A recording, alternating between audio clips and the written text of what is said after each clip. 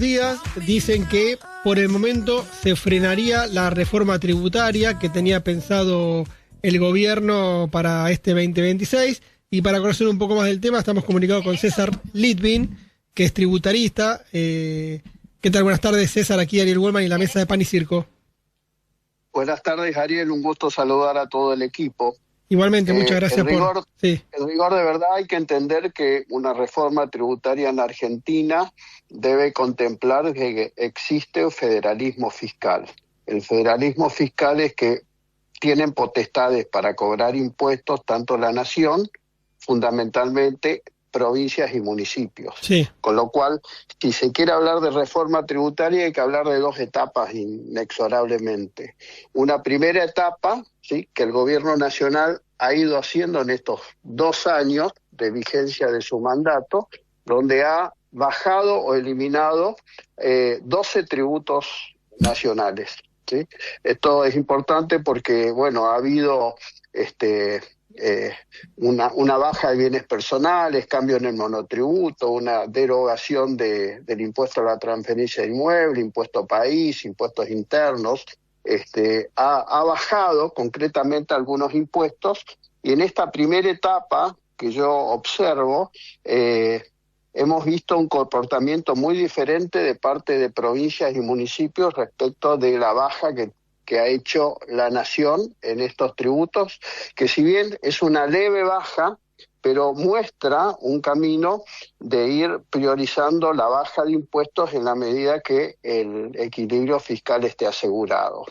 Porque la premisa es que el equilibrio fiscal esté asegurado, por si no volvemos a emisión monetaria y endeudamiento, etcétera.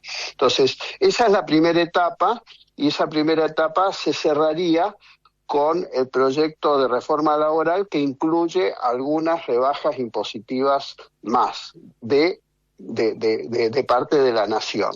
Lo que hemos visto en estos 2 años, que provincias y municipios, en un camino totalmente inverso, han creado o aumentado los impuestos y las tasas municipales, básicamente en el conurbano de la provincia de Buenos Aires. Entonces, creo que la segunda etapa es una etapa que requiere una reforma integral, donde obviamente hay que sentarse a hablar con provincias y con los municipios para que estén en la misma sintonía de baja de impuestos para lograr competitividad. Porque una asignatura pendiente en la Argentina es la falta de competitividad por la excesiva carga fiscal que hay. Pero no solamente impuestos nacionales, sino también, insisto mucho, en impuestos más distorsivos que existe en el mundo, y lo tiene la Argentina, ¿sí? Ese ingresos brutos que lo recauda la provincia. César. Ahora, sí. Sí, aquí Daniel Avellaneda. Diste en la tecla, ¿no? Se tienen que hablar municipios, provincia, nación. Ahora, vos vas, por ejemplo, a Lanús y tenés una tasa increíble. Vas a la costa, a San Bernardo, vas a pagar al supermercado y además del IVA tenés una tasa del municipio para que después tenga todas las veredas rotas. Yo creo que va a ser imposible lograr esa comunión, ¿no? El gobierno no debería bajar por ahí el IVA, como habían dicho en su momento, el super IVA, y después que, bueno, compitan los municipios. Sí, el gobierno está intentando ver, es lo que yo creo, ver de qué manera se sienta una mesa con gobernadores y con intendentes para que estén exactamente en la misma sintonía. Pero bueno, hay algunas cuestiones políticas, hay voracidades, hay hay gastos superfluos, sí, claro. y hay en los municipios, básicamente. Los municipios es un tema muy importante porque genera una superposición que lo termina pagando el consumidor, porque a nivel nacional un producto que un ciudadano compra, paga IVA nacional, claro. Después paga ingresos brutos provincial, y las tasas que se han proliferado en el conurbano y en la provincia de Buenos Aires, y hay inéditas tasas donde a la cabeza está Lanús, que cobra un 6% a los supermercados, ¿sí? Pilar el 4,5%, Luján el 4,2%, o sea, es una superposición de 3 impuestos sobre el mismo producto, y obviamente todo esto va al precio y lo termina pagando el ciudadano de a pie. Sí, y aparte, otros, por ejemplo, el monotributista que tiene que hacerle un trabajo a alguien de otra provincia que le factura, tiene que pagar ingresos brutos a esa provincia. Sí, claro, porque ingresos brutos los recauda cada una de las provincias. Ingresos brutos, que es el peor de todos los impuestos, tiene una recaudación del 4% sobre el PBI, con lo cual ahí hay un problema que requiere un debate muy importante. Si hacemos un superiva, el superiva, para que compitan cada una de las provincias, después tenemos que estar seguros que después se dan vuelta a la provincia y vuelvan a cobrar ingresos brutos. Ya pasó en Argentina, cuando se creó el IVA, se eliminó ingresos brutos, que se llamaba de otra forma, se llamaba actividades lucrativas. A los 2 años la provincia volvieron a instalar, cambiándole solamente el nombre de actividades lucrativas por ingresos brutos. Entonces, digo, esto tiene que ser un gran acuerdo y estricto, ¿sí? Y el sendero es un camino que tiene que ser lo suficientemente angosto para que no haya ninguna posibilidad de volver a seguir creando más impuestos y aumentando los impuestos, porque eso nos quita competitividad en el mercado. Buenas tardes, César. Laura le habla. ¿Qué tal? Buenas tardes. Encantada. Quería hacerle una consulta sobre el impuesto a las riquezas. Acá hubo un debate con respecto a eso. Y quería saber cuál es la opinión que le corresponde a usted como especialista en la cuestión y por qué motivo hoy por hoy no está no está vigente, digamos.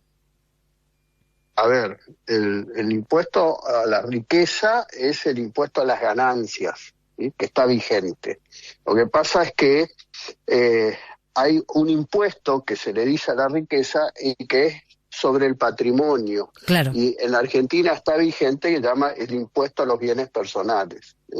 Que este gobierno lo fue reduciendo porque estaba con alícuotas exorbitantes y que ha generado de que mucha gente de grandes fortunas, como ha sucedido en el mundo, se ha ido a vivir a otro país, y en ese caso Uruguay los recibió con muchísimo cariño impositivo.